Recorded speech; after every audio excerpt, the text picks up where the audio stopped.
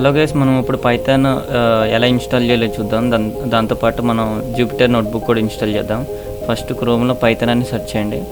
First website open చేయండి. Open చేసిన తర్వాత డౌన్లోడ్ సెక్షన్లో లేటెస్ట్ వర్షన్ చూపిస్తుంది, దాన్ని క్లిక్ చేయండి. క్లిక్ చేసిన తర్వాత డౌన్లోడ్ అవుతుంటుంది. డౌన్లోడ్ అయిన ఫైల్లో ఓపెన్ చేయండి.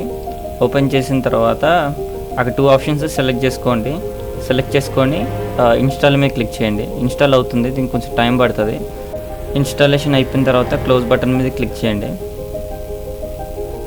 ఓకే, ఇప్పుడు కమాండ్ ప్రాంప్ట్ ఓపెన్ చేసిన తర్వాత మనం పైథాన్ డాష్ వర్షన్ క్లిక్ చేస్తే మనకి పైథాన్ వర్షన్ వచ్చేస్తుంది. దాని తర్వాత PIP ఇన్స్టాల్ జూపిటర్ నోట్బుక్ అని క్లిక్ చేయండి. దాని తర్వాత ఎంటర్ కొట్టిన తర్వాత జూపిటర్ నోట్బుక్ అనేది ఇన్స్టాల్ అవుతూ ఉంటుంది. కొంచెంసేపు వెయిట్ చేయండి, దీనికి టైం పడుతుంది. ఇప్పుడు అయిపోయిన తర్వాత కమాండ్ ప్రాంప్ట్ క్లోజ్ చేసి ఒక ఫోల్డర్ని క్రియేట్ చేయండి.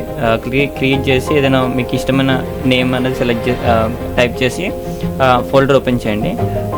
ఫోల్డర్ ఓపెన్ చేసిన తర్వాత టాప్లో CMD అని టైప్ చేసి ఎంటర్ కొట్టండి. కమాండ్ ప్రాంప్ట్ ఓపెన్ అవుతుంది. దాంట్లో జూపిటర్ నోట్బుక్ అని టైప్ చేసి ఎంటర్ కొట్టండి.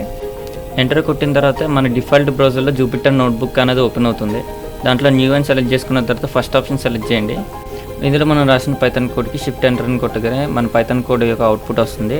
ఇంతే గైస్, మనం నెక్స్ట్ వీడియోలో కలుద్దాం.